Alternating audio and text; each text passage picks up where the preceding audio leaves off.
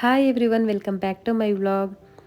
ಇವತ್ತು ಮಾರ್ನಿಂಗಿಂದನೇ ವ್ಲಾಗ್ನ ಶುರು ಮಾಡ್ತಾ ಇದ್ದೀನಿ. ತುಂಬ ದಿನ ಆಗಿತ್ತು ಮಾರ್ನಿಂಗಿಂದ ವ್ಲಾಗ್ನ ಶುರು ಮಾಡಿ. ಜೊತೆಗೆ ಒಂದೊಳ್ಳೆ ಹೆಲ್ತಿ ಆ್ಯಂಡ್ ಟೇಸ್ಟಿಯಾಗಿರೋಂಥ ರೆಸಿಪಿನ ಇವತ್ತು ನಿಮ್ಮ ಹತ್ರ ಶೇರ್ ಮಾಡ್ಕೊಳ್ತಾ ಇದ್ದೀನಿ. ಅದ್ರ ಜೊತೆಗೆ ಮಧ್ಯಾಹ್ನದ ಊಟಕ್ಕೆ ನಾನಿವತ್ತು ದಾಲ್ ಫ್ರೈನ ಮಾಡ್ಕೊಳ್ತಾ ಇದ್ದೀನಿ. ಅದಕ್ಕೆ 1 ಕಪ್ಪಾಗಷ್ಟು ಹೆಸರು ಬೇಳೆ, 1 ಕಪ್ಪು ತೊಗರಿಬೇಳೆ ಎರಡನ್ನೂ ಸಹ ಒಂದು 4ರಿಂದ 5 ವಿಷಲ್ ಕೂಗಿಸ್ಕೊಳ್ತಾ ಇದ್ದೀನಿ. ಕುಕ್ಕರ್ ಕೂಗೋಷ್ಟರಲ್ಲಿ ನಾನೀಗ ಚಪಾತಿನ ಕಟ್ ಮಾಡ್ಕೊಳ್ತಾ ಇದ್ದೀನಿ. ಒಂದು 4 ಚಪಾತಿ ಉಳಿದಿತ್ತು, ಅದನ್ನು ಈ ರೀತಿಯಾಗಿ ಸಣ್ಣದಾಗಿ ಕಟ್ ಮಾಡ್ಕೊಳ್ತೀನಿ. ಆ್ಯಕ್ಚುಲಿ ಈ ರೆಸಿಪಿನ ನಾನು ಫಸ್ಟ್ ಟೈಮ್ ಮಾಡ್ತಾ ಇರೋದು. ಒಂದೆರಡು ಸಲ ಬೇರೆ ವಿಡಿಯೋದಲ್ಲಿ ನಾನು ಈ ರೆಸಿಪಿನ ನೋಡಿದ್ದೆ. ಬಟ್ ನಮ್ಮ ಸ್ಟೈಲಲ್ಲಿ ನಮ್ಗೆ ಯಾವ ರೀತಿ ಇಷ್ಟ ಆಗುತ್ತೋ ಆ ಸ್ಟೈಲಲ್ಲಿ ಸ್ವಲ್ಪ ಇದನ್ನು ಚೇಂಜ್ ಮಾಡಿ ಫಸ್ಟ್ ಟೈಮ್ ಈ ರೆಸಿಪಿನ ಮಾಡಿದ್ದು. ಬಟ್ ಫಸ್ಟ್ ಟೈಮ್ ಮಾಡಿದ್ರೂ ಕೂಡ ಟೇಸ್ಟ್ ಅಂತೂ ತುಂಬಾ ಚೆನ್ನಾಗಾಗಿತ್ತು. ಆಯುಷ್ ಚಪಾತಿನ ನಾನು ಕಟ್ ಮಾಡ್ಕೊಡ್ತೀನಿ ಅಂತ ಅಂದ. ಸರಿ, ಅಷ್ಟರಲ್ಲಿ ನಾನು ಜ್ಯೂಸ್ ಆದರೂ ಮಾಡೋಣ ಅಂದ್ಬಿಟ್ಟು ಜ್ಯೂಸನ್ನ ಮಾಡ್ತಾಯಿದ್ದೀನಿ. ತುಂಬ ಸಲ ಏನು ಅಂದ್ಕೊಳ್ತೀನಿ ಅಂದರೆ ಅಡುಗೆ ಎಲ್ಲ ಆದಮೇಲೆ ಜ್ಯೂಸ್ ಮಾಡ್ಕೊಂಡು ಕುಡಿಯೋಣ ಅಂತ ಅಂದ್ಕೊಳ್ತೀನಿ.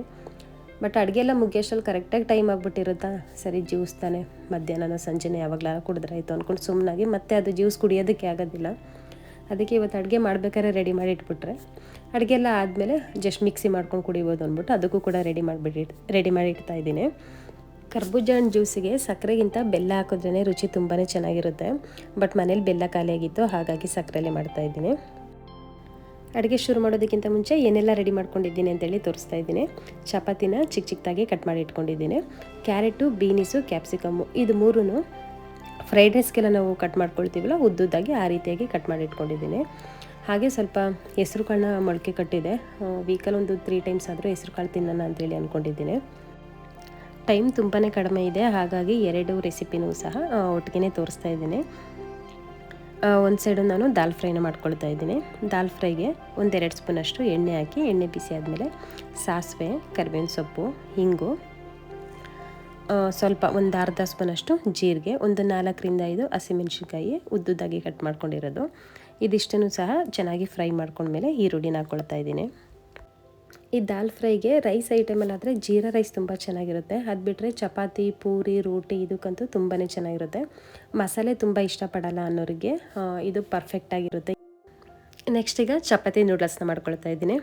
ಇದಕ್ಕೆ ಚಪಾತಿ ನೂಡಲ್ಸ್ ಅಂತ ಹೇಳ್ಬೋದು ಅಥವಾ ಚಪಾತಿ ಉಪ್ಪಿಟ್ಟು ಅಂತ ಹೇಳ್ಬೋದು. ನಿಮ್ಗೆ ಏನು ಇಷ್ಟ ಆಗುತ್ತೋ ಆ ರೀತಿ ಹೇಳ್ಬೋದು. ಬಟ್ ರುಚಿ ಅಂತೂ ತುಂಬಾ ಚೆನ್ನಾಗಿರುತ್ತೆ. ಒಂದು 4ರಿಂದ 5 ಸ್ಪೂನಷ್ಟು ಎಣ್ಣೆ ಹಾಕಿ, ಎಣ್ಣೆ ಬಿಸಿ ಆದಮೇಲೆ ಸಾಸಿವೆ, ಕಡಲೆಬೇಳೆ, ಉದ್ದಿನಬೇಳೆ, ಕರಿಬೇವಿನ ಸೊಪ್ಪು, ಹಸಿಮೆಣಸಿನ್ಕಾಯಿ ಹಾಕಿ ಒಗ್ಗರಣೆನ ಮಾಡಿಕೊಂಡು ಅದಾದಮೇಲೆ ಈರುಳ್ಳಿನ ಹಾಕ್ಕೊಳ್ತಾ ಇದ್ದೀನಿ. ಈರುಳ್ಳಿನ ತುಂಬ ಫ್ರೈ ಮಾಡೋ ಅವಶ್ಯಕತೆ ಇಲ್ಲ, ಒಂದು ಅರ್ಧ ನಿಮಿಷ ಫ್ರೈ ಆದರೆ ಸಾಕು. ಇದಾದಮೇಲೆ ಟೊಮೊಟೊನ ಹಾಕ್ಕೊಳ್ತಾ ಇದ್ದೀನಿ. ಟೊಮೊಟೊನೂ ಅಷ್ಟೇನೆ ತುಂಬ ಫ್ರೈ ಮಾಡ್ಕೊಂಡಿಲ್ಲ. ಇದಾದಮೇಲೆ ವೆಜಿಟೇಬಲ್ಸ್ನ ಹಾಕ್ಕೊಳ್ಬೇಕು. ಫಸ್ಟು ನಾನಿಲ್ಲಿ ಬೀನಿಸ್ನ ಹಾಕ್ಕೊಂಡಿದ್ದೀನಿ. ನಾನು ಫಸ್ಟ್ ಟೈಮ್ ಮಾಡಿದ್ದಲ್ವ, ಹಾಗಾಗಿ ಗೊತ್ತಾಗಲಿಲ್ಲ. ಕಡಲೆಬೇಳೆ, ಉದ್ದಿನಬೇಳೆ ಒಂದು ನನಗೆ ಬೇಡವಾಗಿತ್ತು ಅಂತ ಅನ್ನಿಸ್ತು. ಯಾಕಂದರೆ ನಾನು ಇದನ್ನು ಮಾಡ್ತಾ ಇರೋದು ಫ್ರೈಡ್ ರೈಸ್ ಮಾಡ್ತೀವಲ್ಲ ಆ ಟೈಪ್ ಮಾಡ್ತಾಯಿದ್ದೀನಿ. ಹಾಗಾಗಿ ಇದು ಕಡಲೆಬೇಳೆ, ಉದ್ದಿನಬೇಳೆ ಅಷ್ಟು ಸೆಟ್ ಆಗ್ತಾಯಿಲ್ಲ ಅಂತ ಅನ್ನಿಸ್ತು. ನೀವೇನಾದರೂ ಉಪ್ಪಿಟ್ಟು ಥರ ಮಾಡ್ಕೊಳ್ತಾ ಇದ್ದರೆ ಕಡಲೆಬೇಳೆ, ಉದ್ದಿನಬೇಳೆ ಹಾಕೋಬೋದು. ಈ ಕಡೆ ದಾಲ್ ಫ್ರೈಗೆ ಈರುಳ್ಳಿ ಫ್ರೈ ಆದಮೇಲೆ ಟೊಮೊಟೊನ ಹಾಕ್ಕೊಂಡಿದ್ದೀನಿ. ಟೊಮೊಟೊನೂ ಕೂಡ ಚೆನ್ನಾಗಿ ಸಾಫ್ಟ್ ಆಗಬೇಕು, ಅಲ್ಲಿವರೆಗೂ ಫ್ರೈ ಮಾಡ್ಕೊಳ್ಬೇಕು. ನೆಕ್ಸ್ಟ್ ಈಗ ನಾನು ಕ್ಯಾರೆಟ್ನ ಹಾಕ್ಕೊಳ್ತಾ ಇದ್ದೀನಿ. ಎಲ್ಲನೂ ಅಷ್ಟೇ ಒಂದು 30 ಸೆಕೆಂಡ್ ಫ್ರೈ ಮಾಡಿಕೊಂಡ್ರೆ ಸಾಕಾಗುತ್ತೆ. ನೆಕ್ಸ್ಟಿಗೆ ನಾನು ಕ್ಯಾಪ್ಸಿಕಮ್ನ ಹಾಕ್ಕೊಳ್ತಾ ಇದ್ದೀನಿ. ಈರುಳ್ಳಿ, ಟೊಮೊಟೊ ಹಾಗೆ ವೆಜಿಟೇಬಲ್ಸ್ ಇದಿಷ್ಟೂ ಕೂಡ ಒಂದು 30 ಸೆಕೆಂಡ್ಸ್ ಎಲ್ಲನೂ ಫ್ರೈ ಮಾಡಿಕೊಂಡ್ರೆ ಸಾಕು. ತುಂಬ ಯಾವುದೂ ಫ್ರೈ ಮಾಡೋದು ಬೇಡ. ಈಗ ಬೇಳೆ ಎಲ್ಲ ಚೆನ್ನಾಗಿ ಬೆಂದು ವಿಷಲೆಲ್ಲ ಬಿಟ್ಟಿದೆ. ಈ ಕಡೆ ಟೊಮೊಟೊನೂ ಕೂಡ ಚೆನ್ನಾಗಿ ಫ್ರೈ ಆಗಿದೆ. ಈಗ ನಾನು ಬೇಳೆನ ಹಾಕ್ಕೊಳ್ತಾ ಇದ್ದೀನಿ.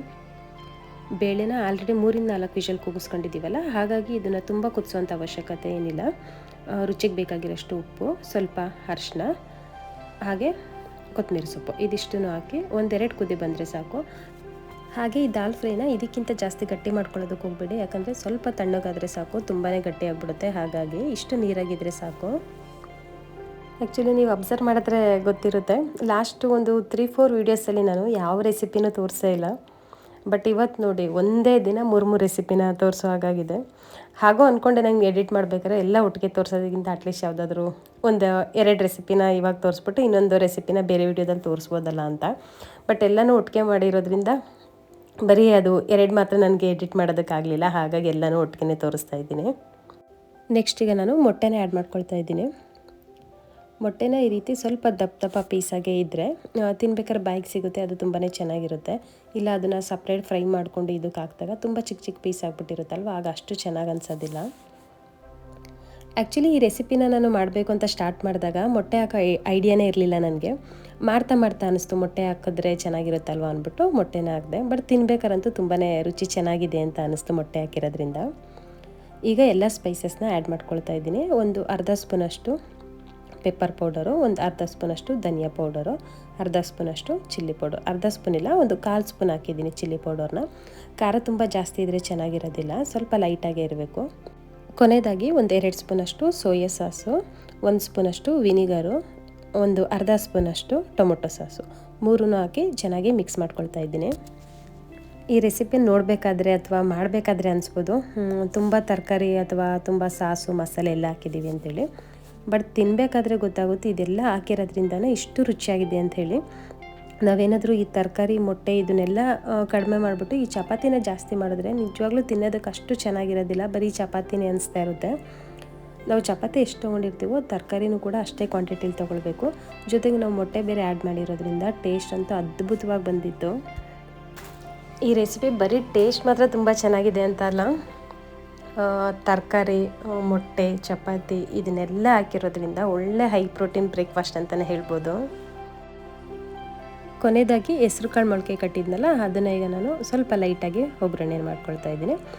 ಒಂದು 2 ಸ್ಪೂನ್ ಆಗೋಷ್ಟು ಎಣ್ಣೆನ ಹಾಕ್ಕೊಂಡು ಎಣ್ಣೆ ಬಿಸಿ ಆದಮೇಲೆ ಸ್ವಲ್ಪ ಸಾಸಿವೆ, ಇಂಗು, ಕರಿಬೇವಿನ ಸೊಪ್ಪು, ಚಿಕ್ಕದು ಒಂದು ಈರುಳ್ಳಿ, 1-2 ಹಸಿಮೆಣಸಿನ್ಕಾಯಿ ಸ್ವಲ್ಪ ಫ್ರೈ ಮಾಡಿಕೊಂಡು ಮೊಳಕೆ ಕಟ್ಟಿರೋಂಥ ಹೆಸ್ರು ಕಾಳನ್ನ ಹಾಕ್ಕೊಳ್ತಾ ಇದ್ದೀನಿ. ಇದಕ್ಕೆ ರುಚಿಗೆ ಬೇಕಾಗಿರೋಷ್ಟು ಉಪ್ಪು, ಸ್ವಲ್ಪ ನಿಂಬೆಹಣ್ಣಿನ ರಸ, ಸ್ವಲ್ಪ ತೆಂಗಿನಕಾಯಿನ ಸ್ವಲ್ಪ ಜಾಸ್ತಿ ಹಾಕ್ಕೊಂಡ್ರೆ ತಿನ್ನೋದಕ್ಕೆ ಚೆನ್ನಾಗಿರುತ್ತೆ ಅಂತೇಳಿ ಅಷ್ಟೇ. ಒಂದು 1/4 ಸ್ಪೂನಷ್ಟು ಪೆಪ್ಪರ್ ಪೌಡ್ರನ್ನ ಹಾಕ್ಕೊಳ್ತಾ ಇದ್ದೀನಿ. ನಿಮಗೇನಾದರೂ ಚಾಟ್ ಮಸಾಲ ಇಷ್ಟ ಆಗುತ್ತೆ ಅಂತ ಹೇಳಿದ್ರೆ ಚಾಟ್ ಮಸಾಲನೂ ಹಾಕ್ಕೊಳ್ಬೋದು. ಈ ಥರ ಹಸಿ ಮೊಳಕೆ ಕಾಳನ್ನ ವಾರದಲ್ಲಿ 2-3 ಸಲ ಯಾರು ತಿನ್ನೋವಂಥ ಹ್ಯಾಬಿಟ್ನ ಇಟ್ಕೊಳ್ಬೇಕು. ಯಾಕಂದರೆ ಮೊಳಕೆ ಕಾಳಲ್ಲಿ ತುಂಬಾ ಪ್ರೋಟೀನ್ಸ್ ಇರುತ್ತೆ. ಜೊತೆಗೆ ಎಲ್ಲ ಥರ ಕಾಳುಗಳನ್ನ ಮೊಳಕೆ ಕಟ್ಟಿ ಸಾಂಬಾರು ಮಾಡ್ಕೊಂಡು ತಿನ್ನೋದು ಅಥವಾ ಗ್ರೇವಿ ಯಾವುದು ನಿಮ್ಗೆ ಯಾವ ಅಡುಗೆ ಇಷ್ಟ ಆಗುತ್ತೆ ಆ ರೀತಿ ಮಾಡ್ಕೊಂಡು ತಿನ್ನೋದು ಒಳ್ಳೆಯದು. ಬಟ್ ಕಾಳನ್ನ ಬೇಯಿಸ್ತೇನೆ ಈ ರೀತಿ ಹಸಿಯಾಗಿ ತಿನ್ನೋದು ತುಂಬಾ ಒಳ್ಳೆಯದು. ಆದಷ್ಟು ವಾರದಲ್ಲಿ 1-2 ಸಲ ಆದರೂ ಈ ಥರ ಕಾಳನ್ನ ತಿನ್ನೋವಂಥ ಹ್ಯಾಬಿಟ್ನ ಇಟ್ಕೊಳ್ಳಿ. ಆ್ಯಕ್ಚುಲಿ ಇವತ್ತು ನನ್ನ ಮೈಂಡಲ್ಲಿದ್ದು ಜೀರಾ ರೈಸು ದಾಲ್ ಫ್ರೈ ಮಾಡಬೇಕು ಅಂತ ಹೇಳಿ. ಬಟ್ ಇಷ್ಟೆಲ್ಲ ಅಡುಗೆನ ಮಾಡಿದೆ. ಬಟ್ ಎಲ್ಲ ಆದಮೇಲೆ ಟೇಸ್ಟ್ ನೋಡಿದ್ಮೇಲಂತೂ ತುಂಬಾ ಖುಷಿಯಾಯಿತು. ವಿಡಿಯೋ ನೋಡ್ತಾ ಇರೋಂಥ ಪ್ರತಿಯೊಬ್ಬರಿಗೂ ನಾನು ಹೇಳೋದಿಷ್ಟೇ, ಹೆಲ್ತ್ ಹಾಳಾದ್ಮೇಲೆ ಹಾಳಾಯ್ತಲ್ಲ ಅಂತ ಬೇಜಾರು ಮಾಡ್ಕೊಳ್ಳೋದಕ್ಕಿಂತ ಆದಷ್ಟು ಊಟಕ್ಕೋಸ್ಕರ ಟೈಮ್ನ ಕೊಟ್ಟು ಹೆಲ್ತಿಯಾಗಿರುವಂಥ ಊಟನ ಮಾಡಿ ಅಂಥೇಳಿ. ಐ ಹೋಪ್ ಈ ವಿಡಿಯೋ ನಿಮ್ಮೆಲ್ರಿಗೂ ಕೂಡ ಇಷ್ಟ ಆಗಿರುತ್ತೆ ಅಂತ ಅಂದ್ಕೊಂಡಿರ್ತೀನಿ. ವಿಡಿಯೋ ಇಷ್ಟ ಆಗಿದ್ದರೆ ವಿಡಿಯೋಗೆ ಒಂದು ಲೈಕ್ ಮಾಡಿ. ಹಾಗೆ ಇವತ್ತಿನ ಈ ವಿಡಿಯೋ ನಿಮಗೆ ಹೇಗೆ ಅನಿಸ್ತು ಅಂತ ನನಗೆ ಕಮೆಂಟ್ ಮೂಲಕ ತಿಳಿಸಿ. Thank you so much.